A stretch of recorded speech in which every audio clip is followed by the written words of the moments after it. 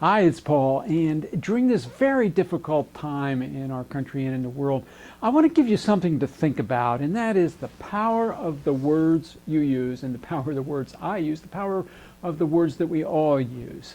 It's something we don't think about much. We just kind of do it by accident, and the words are given to us, and maybe we adopt them. I'm going to give you a couple things to think about. Number one, the word choices that we make create feelings and influence decisions. And very subtle changes in the words we use and the way we speak can have a massive impact on the way we feel and the results we get, and potentially even how we react to the crisis that we're in and how we come out of it on the other side. Now, some words we're using, first of all, is crisis. We're using words like lockdown, and we're using words like quarantine. Now, a word like crisis, I put it in caps because it's a big, nasty word. A crisis is terrible. It's something to be avoided.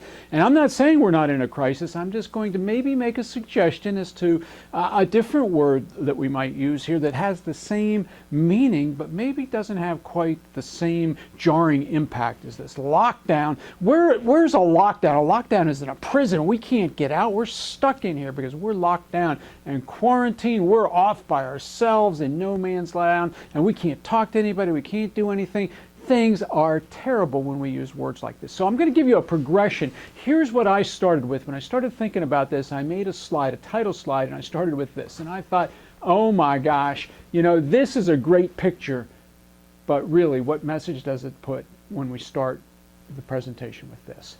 So then I used this. I changed it to the words you use during this challenging time from this crisis, and then I changed it to this, which is what I'm using now. And think of that progression, the power of the words you use during this crisis, the power of the words you use during this challenging time, or just the power of words you use with a different visual, a different picture. And if you think of what's going on in the media, I've got nothing against the media. They are what they are, and I'm just going to challenge us maybe to think about the words and the pictures.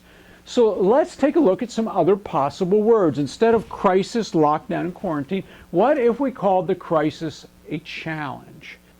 Now that's maybe a subtle change, but what if instead of saying we're in this crisis, we said, hey, we're going through a challenge? Now both of these words have a meaning that is extremely similar, but one's a lot less jarring than the other. What about instead of lockdown, we said we're staying at home? What if you told your kids, instead of saying, well, we're locked down, we can't go anywhere, you just said, well, hey, we're staying at home? And what if instead of quarantine, we said, you know what, I'm keeping to myself?